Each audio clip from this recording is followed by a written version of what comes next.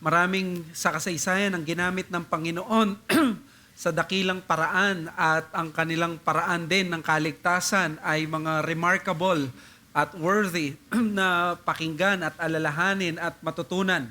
Isa sa mga dakilang taong nabuhay ay si John Wesley. Siya ay naligtas ayon sa mga records sa pamamagitan ng pagbabasa lamang ng preface ni Martin Luther sa kanyang commentary on the Book of Romans. Si John Wesley ay pumunta sa Aldersgate at doon nakita niya ang kawalan ng kaligtasan kahit sa matagal ng panahon na siya ay naglilingkod sa Diyos. Nakita niya na wala siyang kapayapaan at doon sa preface sa commentary ng Romans ni Martin Luther, siya ay naligtas. Pero ang hindi masyadong kilala at alam na storya ay yung gabing yon, yung hapon o yung umaga na yon, ay galing siya sa isang service na akala ng marami ang ginamit lang ng Diyos para i-prepare ang kanyang pagliligtas ay ang commentary ni Luther sa Romans. Pero ang totoo nito, within that day, early in that day, umattend siya sa isang service at doon sa service ang inawit at pinangaral ay ang sermon na tinatawag na De Profundis. Ang De Profundis ay translation ni Jerome doon sa English Bible natin ngayon ng simula ng Psalm ay out of the depths. Hanggang sa kasaysayan ngayon, ng tawag dito sa Psalm 130 ay kilala ito bilang De Profundis.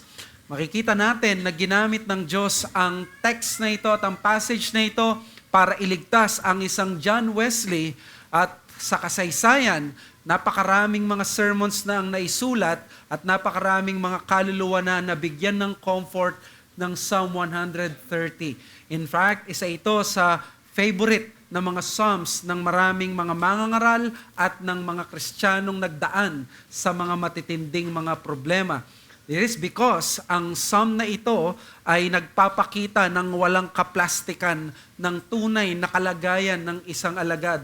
Hindi laging masaya, hindi laging spiritual, hindi laging nasa taas, kundi madaming beses nasa kailaliman, nasa depths ng misery ng isang alagad ng Diyos. Basahin natin ang Psalm 130 at iniling ko sa inyo na habang binabasa natin ito, namnamin natin ang sinasabi ng passage na ang psalmist ay nagmamakaawa sa Panginoon dahil nasa kailaliman siya at hindi niya alam ang kanyang gagawin at hindi niya alam kung paano siya makaka-recover mula dito sa kanyang pinagdaraanan. Basahin natin ang Psalm 130 verses 1 to 8. Let me read to you the inspired, inerrant, infallible word of God na siya mismo ring pinagkuhanan ng awit kanina na kinanta natin mula kay Martin Luther. Out of the depths I cry to you, O Lord. O Lord, hear my voice. Let your ears be attentive to the voice of my pleas for mercy. If you, O Lord, should mark iniquities, O Lord, who could stand?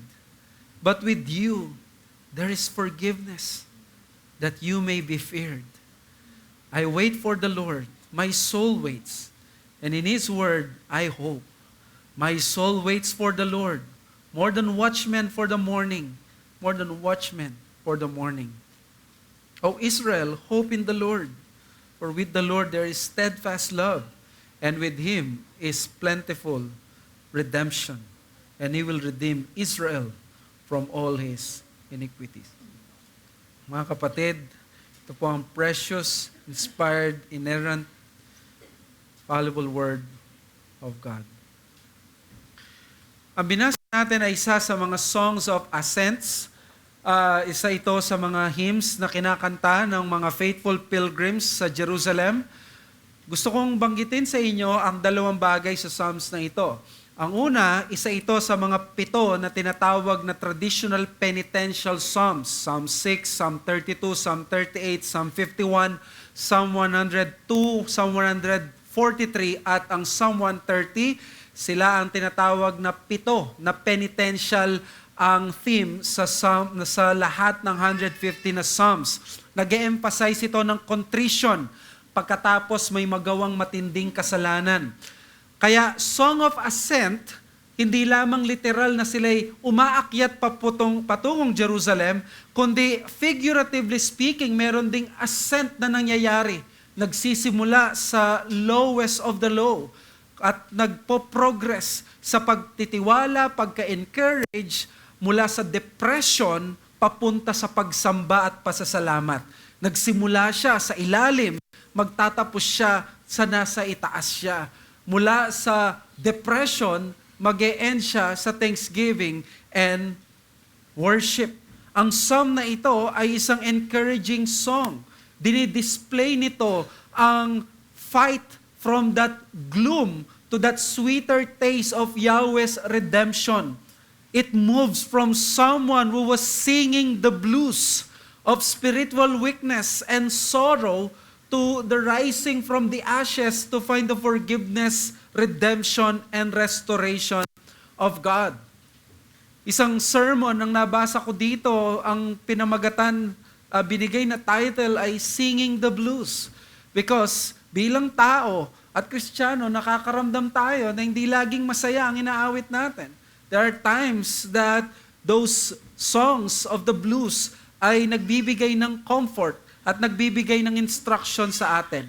That is why it is one of the 7 penitential psalms. Ikalawa, it is one of the 15 songs of ascents. From Psalm 120 to 134 sa buong Psalter, ito ay kasama sa mga song ng pag-akyat or song of degrees.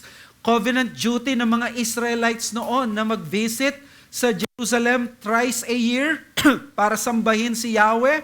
And they had to traverse often a long and arduous trip to the elevated city of Jerusalem. Wala silang demaki ng sasakyan, napakahirap umakyat, napakalayo, napakainit, napakalamig paggabi. On this long and weary journeys to the temple, they sing these psalms. Meron silang matatawag na playlist. Ang Song of Ascents ay pwede nating tawaging isang playlist mula Psalm 120 to 134.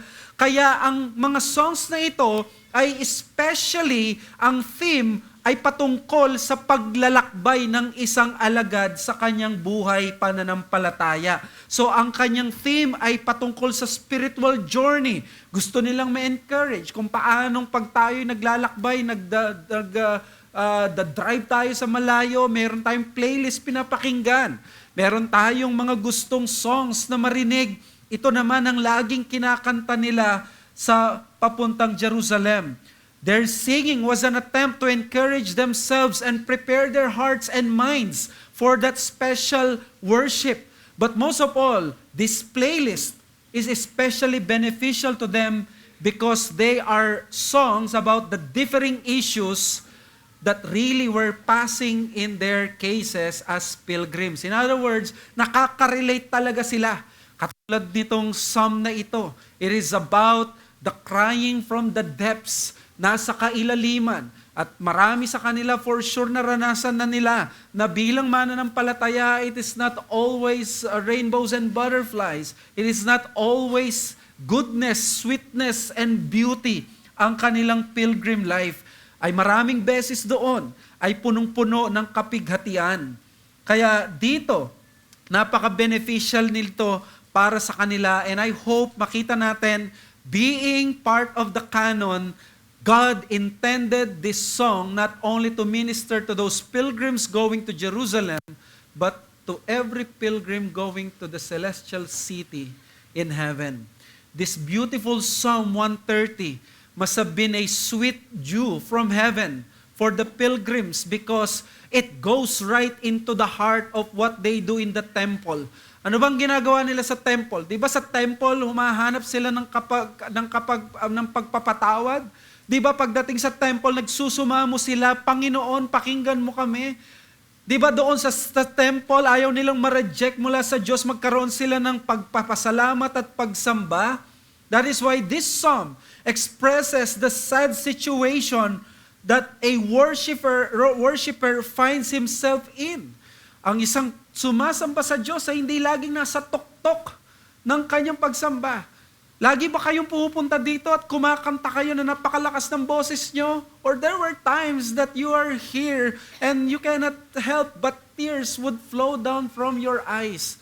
And you cannot even utter those songs because you know that you are struggling sa pananampalataya mo. You are not on top. You are in your darkest and in your lowest. Kaya napakaganda ng ginawa ni Jerome nung pinangalanan niya itong De Profundis, out of the depths, para mag-retain sa isip natin that this is part and parcel of the Christian life. The psalmist here is lamenting in his soul. Hindi siya maayos. Siya ay hirap na hirap. He is despairing. That is why he is crying out to the Lord na maging attentive ang Panginoon sa kanyang mga cries. Nagpiplead siya. Nasa deep pain siya. Yet he managed to have a hope sa bandang huli, even when yung situation niya dictates that there is no more hope.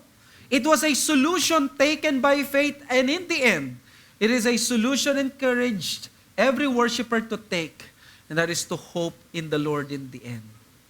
But, by crying out to the Lord from the depths of his brokenness, this psalm is reminding us of an unpopular truth of a believer's experience in the life of faith. Ang gusto kong isang maging focus dito ay i-present ko sa inyo ang isang katotohanan na very unpopular pagdating sa mga taong sumasamba sa Diyos, may pananampalataya, mga taong inahangaan marahil ng iba, mga tao na bilib ang iba sa kanyo, sa inyo, ang mga tao na naglilingkod tapat. Pero anong mangyayari dito sa isang taong naglilingkod ng tapat? That it is possible, or should I say normal, for believers to be uttering these words because they are in a miserable state. Ang mga alagad ng Diyos ay pinoprotektahan ng Diyos mula sa maraming bagay, ngunit hindi sa isang bagay na ito, na posible ang kaluluwa ng isang Kristiyano ay humantong sa estado ng kalaliman na parang hindi na niya kaya at hirap na hirap siya. The popular thinking today is that when you become a believer in God, it's always colorful. It's always beautiful, with less to nothing in terms of problems. That Christians will live happily ever after they have received the gospel. No more loneliness, no more sorrow. But how can we believe this when the second person of the Trinity assumed a frail and weak human nature and suffered so many pains and affliction? If God wants us to be like Christ, then the Christian life is not always a life of physical health and physical wealth, but a life being conformed to the image of His Son, Jesus Christ, which would mean we will find ourselves also in the depths of misery. That there will come a time that we will experience our own Gethsemane, that we will experience our own Calvary, that we will have to take our own crosses. Ang difference lang natin ni Christ, Christ doesn't need forgiveness, but in this psalm there is good news for sinners. There is forgiveness for those miserable saints. And that is our message this morning. Every believer, even believers, may find themselves in the depths of misery, but there is forgiveness with God. Even believers may find themselves in the depths of misery, but there is forgiveness with God. Ang bawat mananampalataya, o even ang mga mananampalataya, mapapansin nila na sila ay nasa estado ng kalaliman, pero huwag siyang mag-alala dahil may pagpapatawad mula sa Diyos. A school of thought in Christian history teaches yung tinatawag na triumphalist mentality ng Christian faith. Ito yung mentality na ang Kristiyano lagi siyang nagtatagumpay, lagi siyang nangingibabaw. But look, ang hymnbook ng Israel, the very songs that Jesus sang, tell differently. If there is one thing that the Psalms teach us very clearly and poignantly, it is that we can honestly express to God the reality of our faith experiences without the need of hiding them behind behind the garb of religious piety. Hindi natin kailangan makipagplastikan sa Diyos. Kung may tinuturo mga Psalms na iba-iba ang kanilang mga mood, iba-iba ang kanilang pinagdaraanan ng mga psalmist, tinuturuan nila tayo na hindi natin kailangan magtago sa Diyos. Hindi natin kailangan laging mag-pretend na tayo ay masaya, na tayo ay nasa taas, na tayo ay spiritual. Ang psalm na ito ay isa sa mga limbawa na nagsasabi na ang Christian life at ang pilgrim life ay ganito. Take for example, Psalm 88.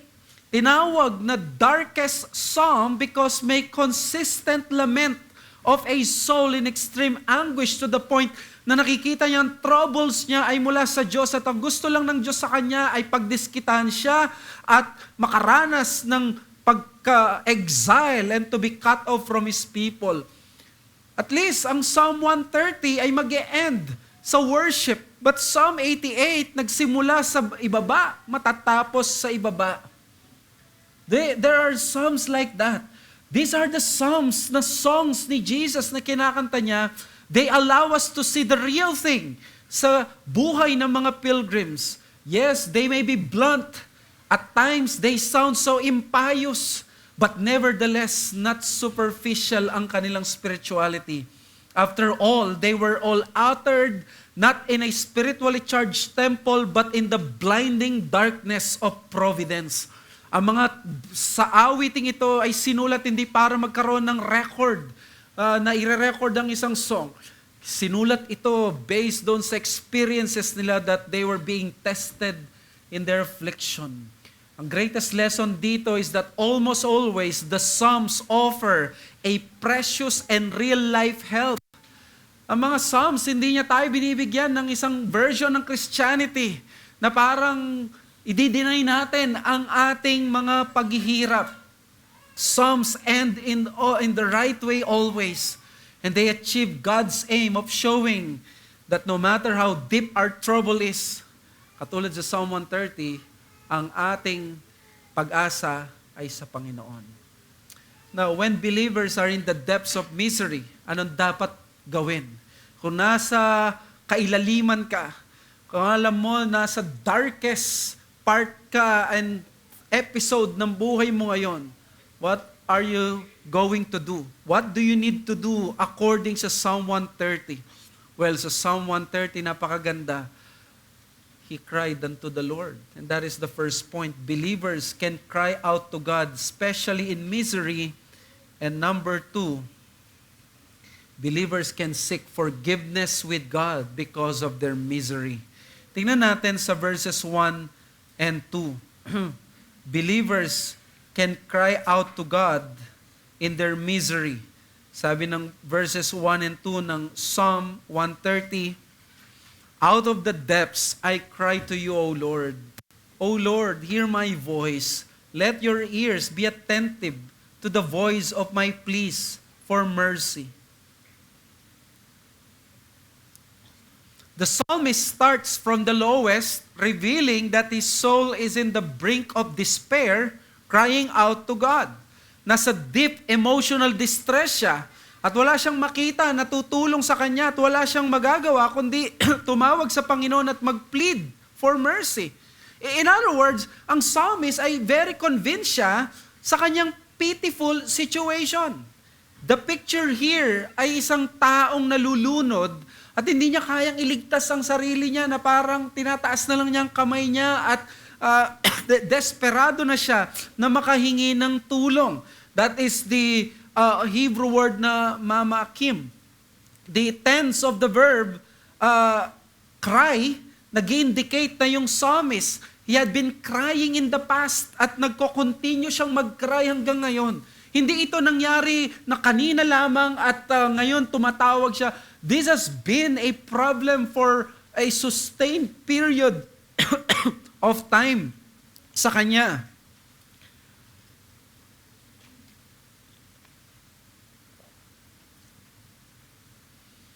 So therefore, matagal na niyang pinagdudusahan ito. And because without God's merciful intervention, sigurado siya na siya ay mamamatay.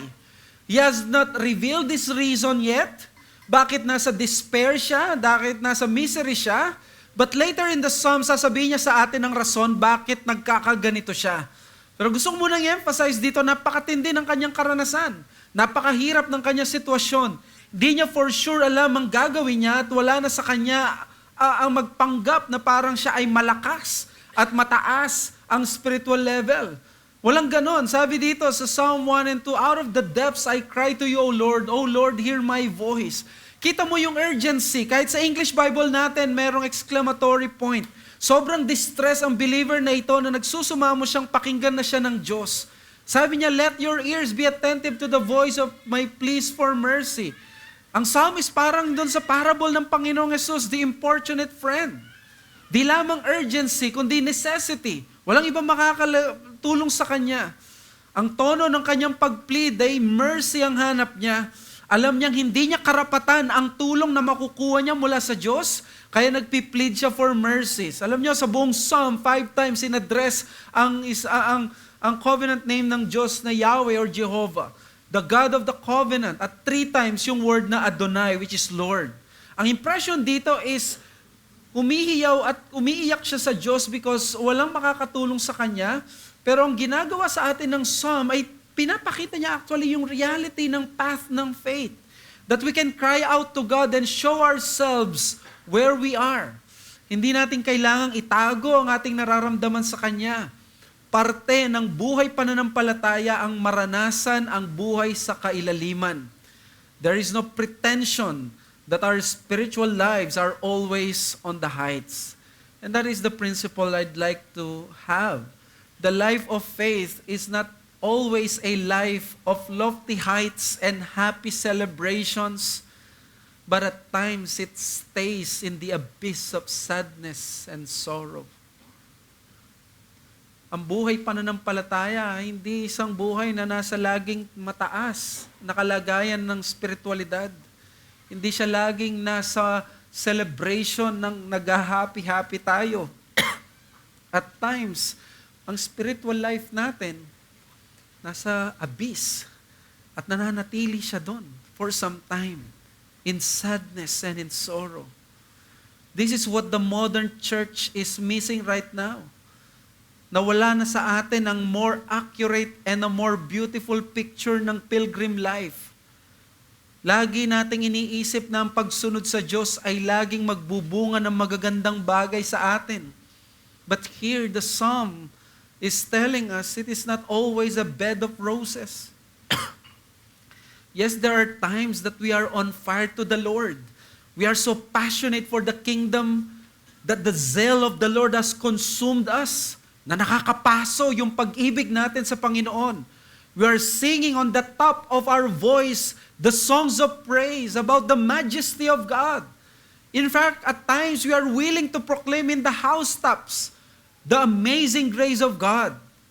How blind we were, but now we see. Yan ang amazing grace. But you see, that's just one side of the story. The other half is that our lives are spent in weak and frail bodies that get tired and succumb to many illnesses. Sipin nyo, isang kagat lang ng lamok, isang bakterya lamang, pwede ka na ma-hospital. Our souls feel the tension between the heavenlies and the earthly, between the holy and the sinful. Kaya yung ating mga kaluluwa na vex, na perplex, gusto ng ating kaluluwa magpakabanal, pero part of us gustong mahulog sa kasalanan. Navevex ang souls natin, natutokso, nahihirapan at usually bumibigay sa mga nangyayari na minsan hindi natin maipaliwanag. We succumb, kung hindi man sa kasalanan, to sadness, to sorrow, to misery. Katulad ng psalmist na nasa depth siya. When relationships break down, when our bodies grow weak, when pain become more and more unbearable, or when everything seems fine, but suddenly there would be sadness unexplainable. This isn't necessarily unusual or unspiritual or spectacular. I am here to tell you, hindi ito bagay na parang unusual. Let me tell you, this is the ordinary Christian life.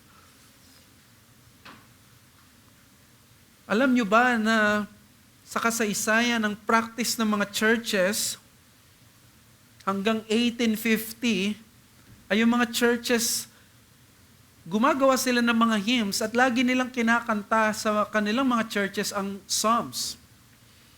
And they were creating hymns and songs na nagpo-portray ng Christian life na mas consistent sa Scripture, but until 1850, hanggang the last 150 years, nagkaroon ng pagbabago sa hymnody ng church. Mas dumami ang mga songs na kinililika na may celebratory mood. Yung mga popular ngayon at mga in-demand, yung mga happy songs. And to be honest, gusto natin yung mga magasasayang songs. In fact, many of these songs and hymns were good songs to sing. Yung mga songs ng Methodist Revival at ng Pietism. Kinakanta natin yung mga songs ni Ira Sankey, yung mga songs na ginamit nila Billy Graham. Kasama na doon sa Baptist favorites, ang dami nating mga songs na inaawit na puro celebratory ang mood. Isang halimbawa dyan, yung Walking in the Light. Walking in the light, walking in the light. Napakasaya, na parang nagse-celebrate lagi. Again, mga songs na to, they're not necessarily bad. But if we will only sing these songs, let me tell you, magkakaroon ng discrepancy sa ating pananampalataya dahil pag pumunta tayo sa Psalms, which is the hymn book of Jesus, of the early Christians, and of the Old Testament, and of the early church, magugulat tayo because we will encounter songs written with heavier and darker strokes. Kung ang mga Christian songs lang natin ay mga trite, masasaya kapag Lord's Day, we will immediately feel yung awkwardness. Because pagdating natin for sure ng Tuesday and Wednesday, we will find ourselves in the depths. Kapag ang Sunday natin, ang kinakanta natin ay puro masasaya, puro celebratory, mapapansin nyo, magkakaroon ng discrepancy dahil pagdating ng Thursday, magkakaproblema ka, teka muna, bakit hindi ganito ang experience ko? Hindi katulad ng aking inawit nung araw ng linggo. Kung mga Christian songs natin ay ganito, na masasaya pagdating ng linggo, pero mga weekdays, we will be experiencing the profundis. We will experience the out of the depths. Yung iba hindi nga Tuesday, Monday pa lang, nasa kailaliman na. We always sing the blues of the souls. Kaya tama si Tim Challies ang Pentecostal daw, Pentecostalism, it will not be able to produce great hymns because it does not have the high theology required for such great hymns. Lagi daw ito na magiging trite, mabilisan, mababaw. Bakit? Ang theology nila is that they do not deal with suffering in a very honest way. Marami sa mga charismatics, they just try to ignore ang suffering. And they think that suffering is always something na kailangan umalis kaagad or something that is evil at hindi pwede manggaling sa Diyos. Kaya ang laging production, sabi ni Tim Challies, mag-isip ka ng great hymn that came from the Pentecostal movement. There is really none, not even one. Si Carl Truman, nag-preach daw siya sa mga iba't ibang churches, sa iba't ibang mga cities. Ang sabi niya, nung nag-preach siya, the people were kind, the people were good, they loved good preaching, and everyone enjoyed the preaching of the word. But there's one thing daw na naging similar sa lahat ng mga churches na pinuntahan niya. Observation ni Carl Truman, alam niyo ang ano? There's no hymn for miserable Christians. Wala bang hymns para sa mga miserableng Kristiyano? Katulad ng sinasabi ng Psalm 88, na ang hymn na ito sabi sa verses 1 to 4, O Lord, God of my salvation, I cry out day and night before you. Let my prayer come before you. Incline your ear to my cry, for my soul is full of troubles, and my life draws near to Sheol. I am counted among those who go down to the pit. I am a man who has no strength. Pag tinagalog mo ito, makikita mo ang taong ito nagsulat ng Psalm 88, halos wala na siyang lakas, halos wala na siyang pag-asa sa kanyang sarili, punong-puno siya ng troubles na parang hinihila na siya ng impyerno. At kinount daw niya yung mga tao na gusto siyang idala sa hukay, hindi niya mabilang. And how about Psalm 51? After David committed adultery with Bathsheba, have mercy on me, O God. O God, according to your steadfast love, according to your abundant mercy, blot out my transgression, wash me thoroughly for my iniquity, and cleanse me from my sin. Sabi pa niya dito sa verse 3 or 4, for my sin is ever before me. Ang sabi niya, kahit saan ako tumingin, nandun ang kasalanan ko. Kahit pumikit na ako, nandun ang kasalanan ko. Hindi ako mapakali, hindi ako makakilos. Wala akong ibang magawa kundi itong bagay na ito. O Panginoon, palayain mo ako sa kasalanan na ito. Pero bakit ganito? Bakit di na lang puro masaya ang mga Psalms? Bakit hindi na lang puro mga celebratory ang mga Psalms? Well, the answer is simple. Because God is so good and still good to us that while we are in the depths, God gives us songs to sing. God does not only give us songs to sing when we are happy. We have songs to sing when we are in pain. Christianity is so powerful and useful na meron siyang sagot at abilidad na mag-minister in every season of life. Magtagumpay ka man, magkaroon ka man ng kasiyahan, we have the appropriate texts and passages. We rejoice with those who are rejoicing. But Christianity is secret.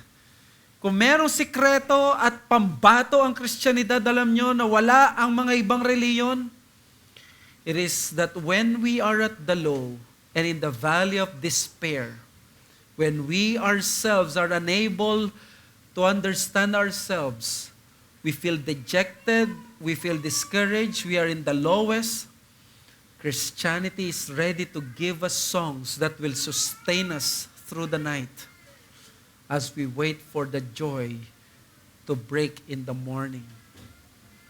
Sa mga panahon na mahirap matanggap ang nangyari dahil hindi mo control tulad ng sa mga naranasan natin. Yung mga kapatiran natin ngayon na nasa banig ng karamdaman. Could you imagine ang mga patong-patong na karamdaman na hindi na gumagaling, na nandun na lamang paulit-ulit, na ang kanilang karanasan ay naroon. Ano magbibigay ng comfort? Magbibigay ba ng comfort is I have joy, joy, joy in my heart? Hindi magbibigay lagi ng comfort ang mga masasayang mga awitin, kundi yung mga reality, mga songs na nagre-reflect ng reality.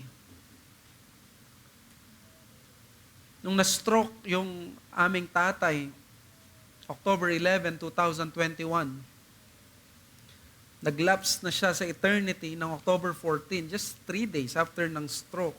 We were all in sorrow because the separation was real. I couldn't help myself na mapapaiyak ka dahil nakikita mo kung saan siya nakaupo. Kapag nagda-drive ka, na lagi mo siyang katabi. But there was a hymn titled, Whatever My God Ordains Is Right. It sustained my soul personally and my sanity. I listened to it over and over again, thinking, lagi kong kiniklaim, my God will never deceive me. That my God is true, it's more than you. Sweet comfort, yet shall fill my heart. And what is the result of those things na inalaw ng Diyos sa atin? Ang nangyayari is that hindi ka lang tumatatag, nakakaya mo ang mga pagsubok, and then you yearn more for God's presence. We long for Him more. Kaya pala niya tayo inahayaang makaranas ng ganitong sa kailaliman. Out of the depths, we cry unto the Lord. Diladala niya tayo talaga sa depths so that we can cry unto Him. We seek Him more. When we are stuck in the depths, we know na wala tayong pwedeng kapitan at malapitan na maaasahan kundi ang Diyos na napiplease sa ating paghahanap sa Kanya. This is the means para tayo maging Christ-like at ito mismo need natin para makapag-commune tayo sa Panginoong Yesus. knowing that He assumed a human nature so that He will be a high priest who can sympathize with our weaknesses and frailties. For every sorrow that you have, remember that your Savior is a man of sorrow. Sabi ng isang commentator, when we are in our prosperity, our prayers come from our lips, and therefore the Lord is forced to cast us down to the end that our prayers will come from our hearts. Pag daw magandang kalagayan natin, pinupush niya tayo sa bababa, parang sa gayon ay mag-cry out tayo ngayon mula sa ating mga puso. Ganito ang katotohanan ng Christian life. Ganito ang katotohanan even ng mga nire-revere nating mga heroes of the faith. Ang madalas na nagiging problema natin is that we expect na dahil ang Kristiyanong ito nagbabasa siya lagi ng Bible, na siya ay lagi na nasa iglesia, na siya ay lagi na nag-aakay ng kaluluwa, na siya lagi ay nagsusuporta sa gawain ng Diyos. So kaya naman dahil office bearer siya, inaakala natin lagi ng kanyang spiritual life ay laging maayos. But here, Psalm 130, a servant of God, is telling us, eto ang normal na kanyang buhay. Nakakaranas siya ng depths. Nandun siya sa misery. At anong nangyayari? Nakaranas na ba kayo ng isang taong hinahangaan mo, biglang naging vulnerable siya sa iyo at sinabi niya sa iyo, hindi ko alam kung kaya ko mag-pray. Hindi ko alam na yung prayer ko ay parang hindi tumatama at hindi nakakalusot sa ceiling. Na parang napakalayo ng Diyos sa akin. And kapag ang tingin natin ay lagi ng napaka maayos ng mga taong ito, we fool ourselves because the normal Christian life is that if it is not today, maybe tomorrow, you will be in the depths of misery. Si David Brainerd, sinulat niya sa kanyang diary noong December 16, 1744. Si David Brainerd ay yung magiging son-in-law dapat ni Jonathan Edwards. Ang kanyang diary ay punong-puno ng kabanalan na ang ginawa ni Jonathan Edwards nung namatay siya dahil may sakit si David Brainerd, pero sobrang sanctifying ng kanyang journey, sinusulat niya yung kanyang mga reflection at lahat ng mga bagay na yon. Pinublish ni Jonathan Edwards, naging blessing ito para mag-surrender sa mission sa maraming mga missionaries like sila William Carey at mga iba pa. Ginamit ito para dumami ang mga pastor na tawagin sa pananampalataya. Even hanggang ngayon, si David Brainerd ay kilala bilang isang alagad ng Diyos na punong-puno ng kabanalan. But did you know that on December 16, 1744, on the diary of this godly and holy man, these were his words. I was so overwhelmed with depression that I knew not how to live. I longed for death exceedingly. My soul was sunk in deep waters. Imagine ninyo, itong si David Brainerd, napakabanal, yet he was asking for death. He was longing for death on that day because his soul was sunk in deep waters. According to the reports, may mga bagay pang hindi nilagay si Jonathan Edwards doon sa kanyang pinublish dahil ayaw na niyang ma-offend ang mga ibang mga tao. So let me give you a challenge. Humbly accept the reality of being in the spiritual depths, but refuse to stay there by crying out to God. Yes, let us admit, nakakarating tayo doon. But the purpose is not to romanticize that situation na nasa kailaliman ka. I-admit natin na may periods of lament and sorrow sa atin. And even na parang wala ka sa mood, hindi ka makausap.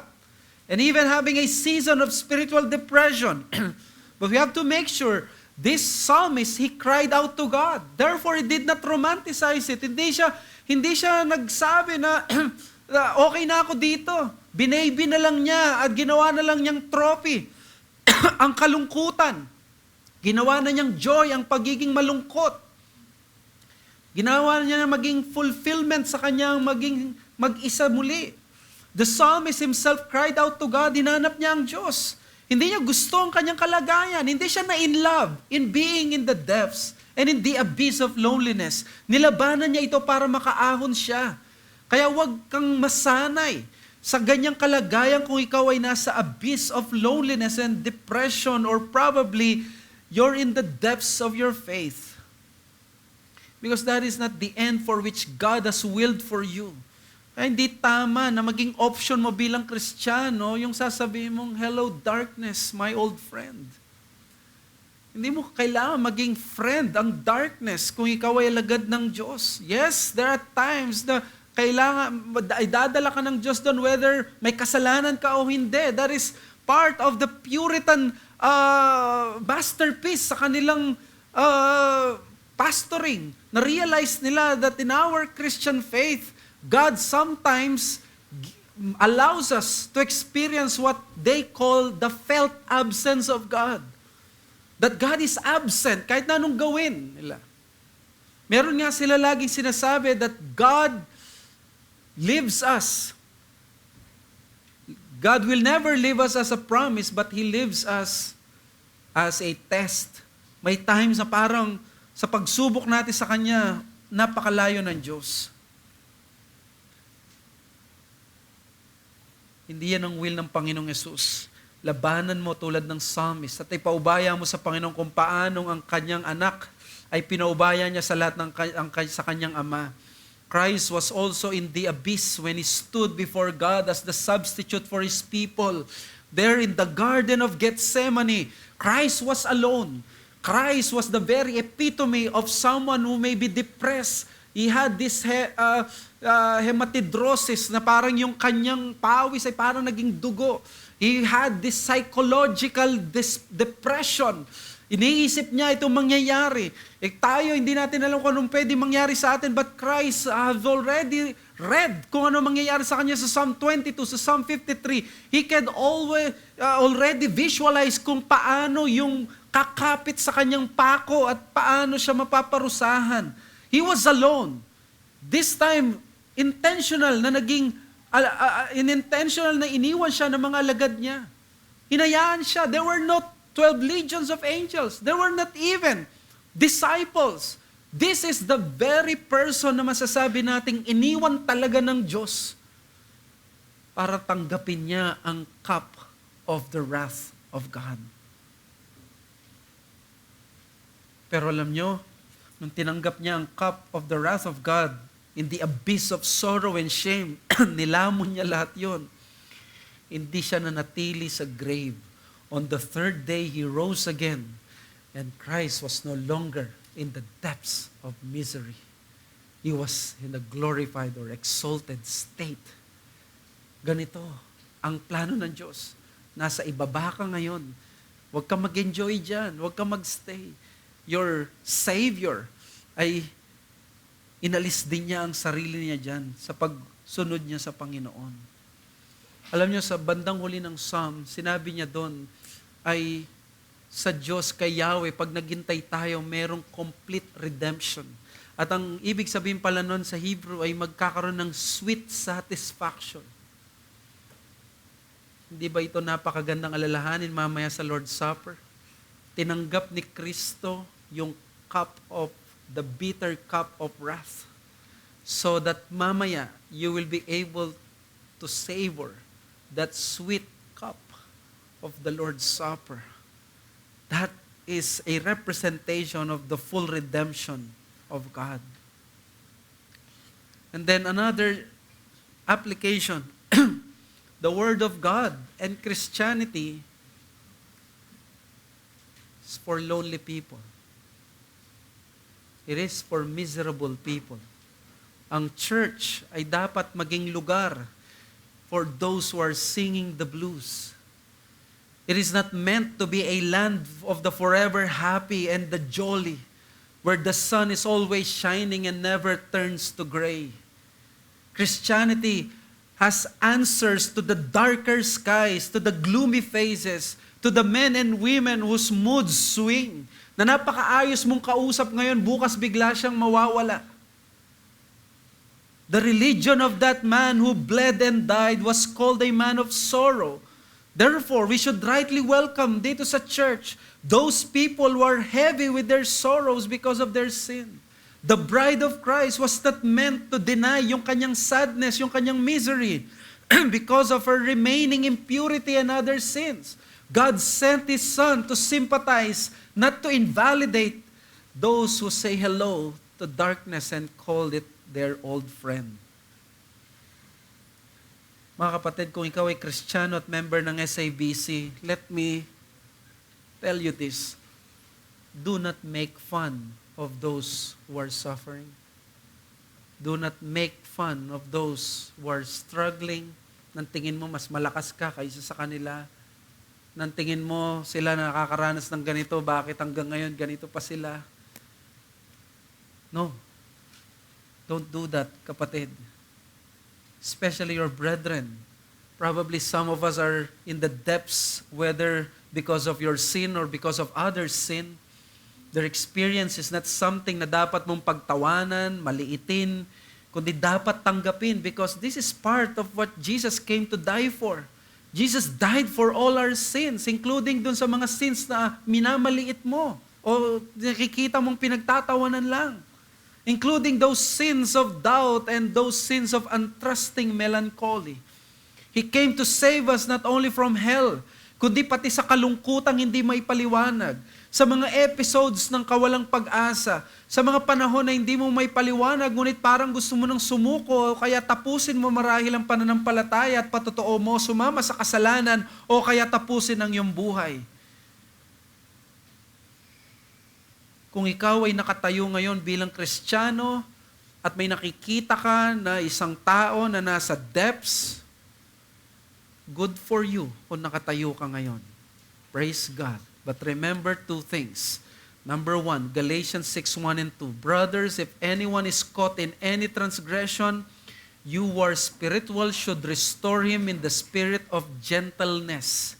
Keep watch on yourself, lest you be tempted. Bear one another's burden and so fulfill the law of Christ.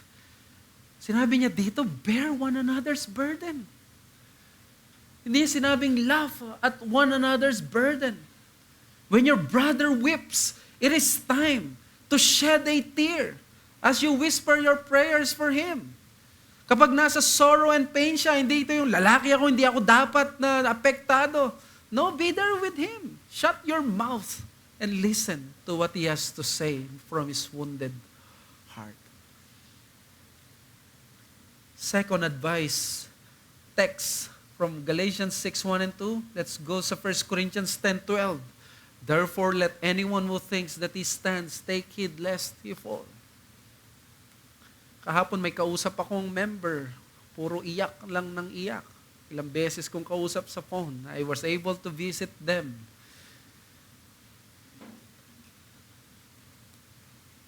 And I was thinking, because I've experienced also yung karamdaman ng isang mahal sa buhay. I know how it feels, nafe-feel mo na baka biglang mag-slip away ang buhay. You see, if you believe that your life will, or yung magulang mo, yung mga kapatid mo, yung mga mahal mo sa buhay, minsan darating ang araw, mawawala sila, then therefore, you will be one time in the depths. You will belong in that place. So, brothers, take heed who stands lest you fall. Pray for your despairing brothers. Pray for your sinning friends. Love your fellow strugglers with sin. If you are that man or woman who is singing the blues right now, I tell you, go to the Lord and do not close your doors sa mga tao nagmamahal sa iyo. Sa alagad, mga kapwa mo, mananampalataya. at huwag mong isuko ang pananampalataya mo. Maganda rin ito na benefit sa aming mga pastors at mga preachers. Well, I have already told this to our preachers. Kaming lahat, we continue to learn. Pero magandang mabanggit because it's very appropriate that, some of us na tumatayo, whether sa church na to, sa ibang church, probably we are naturally funny. But the point is, let us not try to be funny because, especially when the scriptures are not. The prophetic voice of Christ demands that we carry the word with dignity and appropriate passion and demeanor. Alam niyo ba na one of the terms na ginamit sa prophecy kapag dinadala ng mga propeta is the word burden? It is a heavy message. If the message is celebratory, of course, good. Praise the Lord. But there are many passages in scriptures that are burden, heavy matter that we cannot trifle with. And number 4, practice pleading sa Diyos kahit saan ka man. Especially when you are in your periods of depths and darkness, whenever there is barrenness and seeming withdrawal ng Diyos sa'yo, what do? Lumapit ka lang sa Panginoon. Sabi ni C.H. Spurgeon sa kanyang Treasury of David, beneath the floods, prayer lived and struggled. Yea, above the roar and of the billows rose the cry of faith. It little matters where we are if we can pray, but prayer is never more real and acceptable than when it rises out of the worst places. Deep places beget deep devotion. Depths of earnestness are stirred by depths of tribulation. Diamonds sparkle most amid the darkness. End quote. And in the New Testament, makikita mo, ang Panginoong Diyos is a generous and forgiving God. He is a Father who loves us. Mas na-appreciate natin ito because God has not taken the records of our sins. He took Him, the records sa Kanyang anak. Kaya kung ikaw ay wala kay Kristo, ang Panginoong Yesus ay ino-offer niya ang Kanyang sarili. Favorite psalm ito ni Luther. It's one of his favorite psalms when he was cast down sometime around 1530. Pag na-discourage siya, lagi kasi siya moody, no? Si Philip Melanchthon, sabi niya, "Come Philip, let us sing the De Profundis in derision on of the devil." In other words, gusto niyang tuyain si Satanas by singing Psalm 130. Ang ibig sabihin nito is that you show Satan. Satan is trying to tell you, nako, nakakalungkot ka. Ikaw ay nagdi-despair dahil wala ka sa pananampalataya, dahil ikaw ay ganito.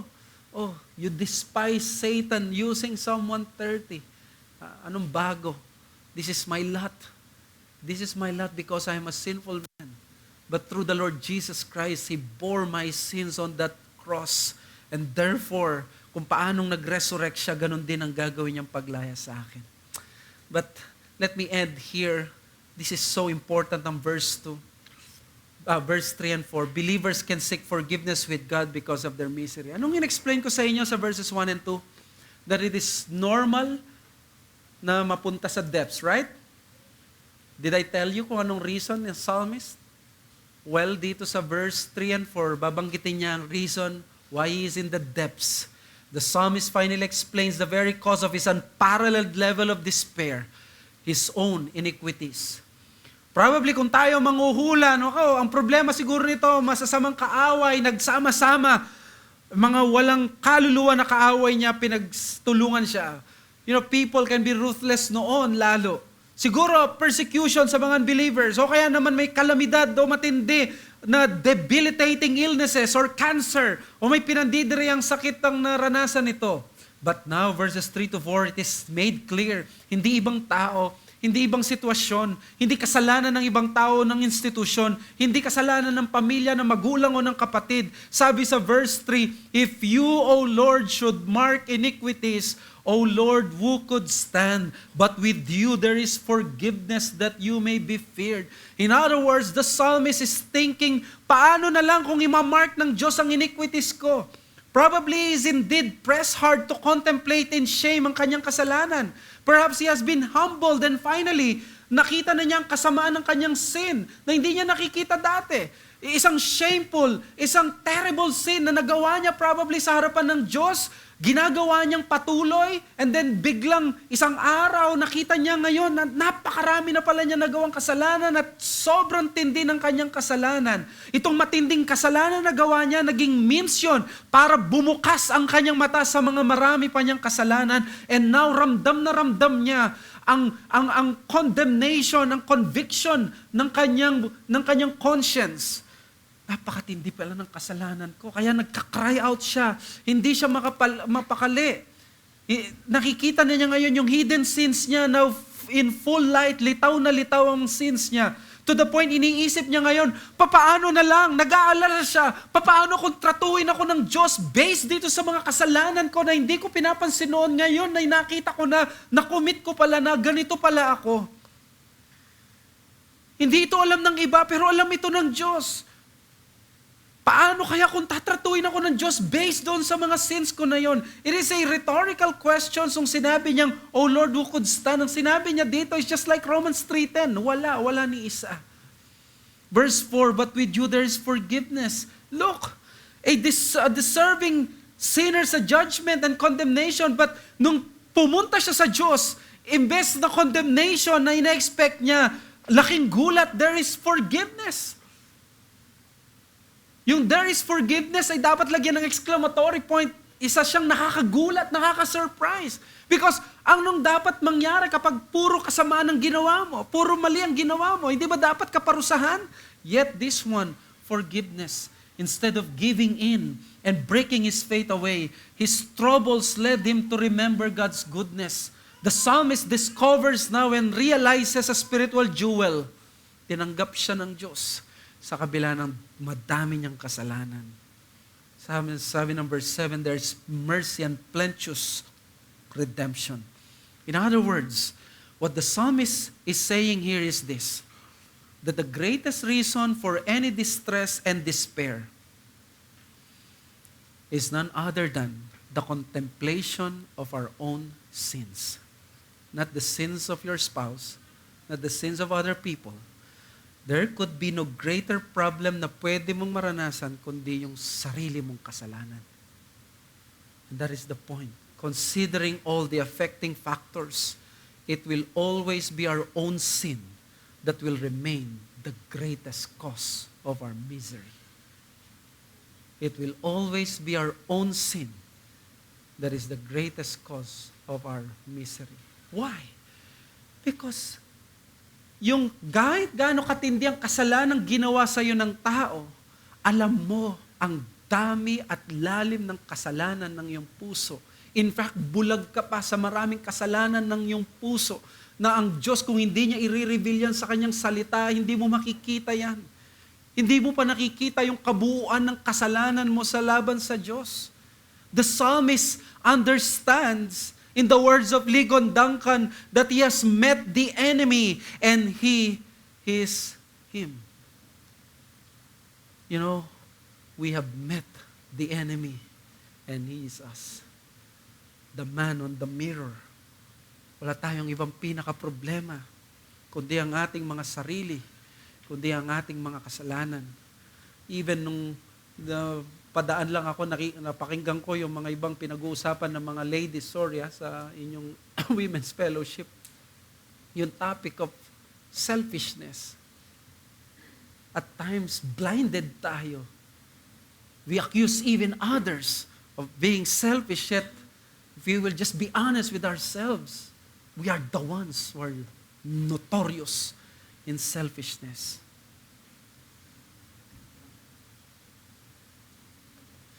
Wala tayong pinaka-problema kundi ang mga bagay na ito. You know, ang Diyos, hinahayaan niya to para makita natin na yung embarrassing sins natin, maggising tayo, makita natin yung ganitong evil. Kaya naman si Martin Luther, tinawag niya ang Psalm 130 na Pauline Psalm. Because expression daw ito ng weight of sin, confession of guilt, and confidence in God. Sa Psalm 130, makikita mo ang justification. Because dito sa Psalm 130, makikita mo na ikaw ay mayroong matinding problema sa harapan ng Diyos, pero ang pinakasolusyon ay forgiveness mula sa Diyos. At nakita natin ito sa New Covenant pagdating kay Jesucristo. That forgiveness is available very clearly on the cross. Hindi ito pinagkakait. And therefore, Paul and some, because pareho lang sila ng message. Ang Panginoong Yesus, wala siyang kasalanan ni isa, pero siya ang nagdusa ng napakaraming mga paghihirap. Siya ay tumayo sa harapan ng banal na Diyos bilang kahalili mo. Ikaw punong-puno ka ng kasalanan, yet there is forgiveness with God. In Christ, no one, not even one na kasalanan, hindi niya nagawa yon, yet He experienced, He bore those things sa back niya. Halos sabi ng Psalm 53, there was no more beauty in Him, na siya ay pinagpira-piraso. Kung paano nakikita nyo, gaano kapangit yung hugis ng tinapay na pinagpira-piraso ng elder, ganon ang nangyari sa katawan ng Panginoon. So therefore, to finish this, let us ask God to open our spiritual eyes to see both how great your sin is, but how greater still is God's forgiveness. This tells us when you are burdened and in misery, ang very first contemplation mo personal. Pag ikaw ay nasa misery kaya, bakit hindi kaya ako maayos? Bakit kaya ganito ako? Bakit kaya ganyan ang nangyayari sa akin? Dahil dito nagtatampo ako sa kanya, o dahil dito kasalanan niya. Probably, yes, totoo. But it would be well worth of the wisdom of Psalm 130 when you try to think first, pagdudahan ko muna kaysa sila, ako muna. Yung sarili ko muna, maging suspicious ako, maging doubtful ako, kaysa sa Diyos o kahit sa kapwa ko. The very first person that you should be suspicious is yourself. Ikaw muna, probably ikaw ang dahilan. Why? Because gusto lang ng Diyos maging harsh ka sa sarili mo? No. Just because of the reality that you are your own worst enemy. The number 2, no matter how great your sin is, no matter how far you have stayed away from God, sabihin mo na, Pastor, ito na yung pinakamalayo kong nagawa, pinakadelikado kong nagawa, ito na yung pinakamasakit at pinakademonyo kong nagawa sa buong buhay ko. Ang ganda ng Psalm 130 verses 1 and 2, crying out to God, please be attentive. Sabi niya, if you would mark iniquity, wherewith will stand? Pero sabi sa verse 4, napakaganda. But with you there is forgiveness. In other words, kahit saan ka pumunta, lupalop ng mundo, you will never find the place of forgiveness except in God. Kailangan mo lang pumalik sa Diyos. God is the final station. This is the only way that you will find forgiveness. And then be bold in asking for forgiveness. But after being forgiven, be bold? No. Be fearful. Because the forgiveness of God creates true fear in the soul of the penitent. Kung tunay ka na nagsisisi, sabi niya dyan, there is forgiveness that He may be feared. Mga kapatid, ano nagbibigay ng matinding discouragement sa'yo?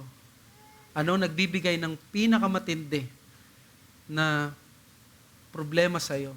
Is it your brother, your sister, ibang tao, yung problema mo, o yung buhay mo, yung trabaho mo? No. Look at that. It's your own sin. Minsan may mga grupo ng mga speakers sa isang conference, kasama si John Piper, doon nag-usap-usap sila. Ano yung mga pinag-aralan yung mga libro na ganito? Share us. Sinabi nung isa, share niya yung Luke 24 na pinreach niya. Sabi niya yung authenticity ng scripture, na reliable ang scripture kasi si Christ ganito, Old Testament, New Testament. Sabi, si John Piper, sinabihan daw niya yung tao na yun, nagkwento siya, sabi niya, you know, I have never been bothered about the truthfulness of Christianity because of the critics' accusation against the Bible. If you know John Piper, magugulat ka dito because John Piper holds a PhD from Munich University sa Germany na kung saan lahat halos ng mga higher criticism at mga anti-Bible na professors na hindi naniniwalang sinulat ito ni Matthew, ni Mark, lahat halos nandun. In other words, if there is a person na narinig na niya lahat ng criticism sa Bible, assault sa Bible, si John Piper na ito. Pero sabi ni John Piper, never even once na nabother siya sa accusations ng mga liberals na ito, ng mga professors na ito sa Bible. Ni minsan hindi niya pinagdudahan ang Bible, ang truthfulness ng Bible. At sinabi niya doon, but you know what gives me doubt? My own lack of progress in sanctification.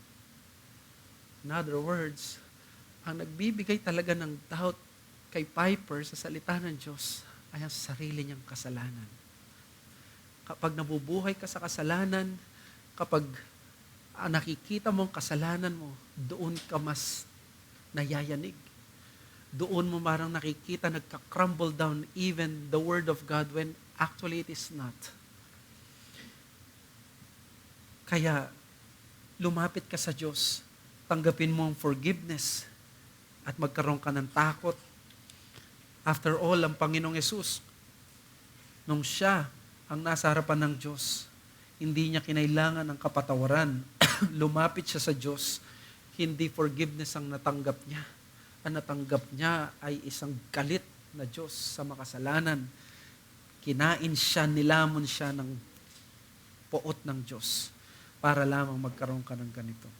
Kaya kaibigan, kapatid, kung wala ka kay Kristo, ito ang ino-offer ni Christ, kaligtasan para sa iyo.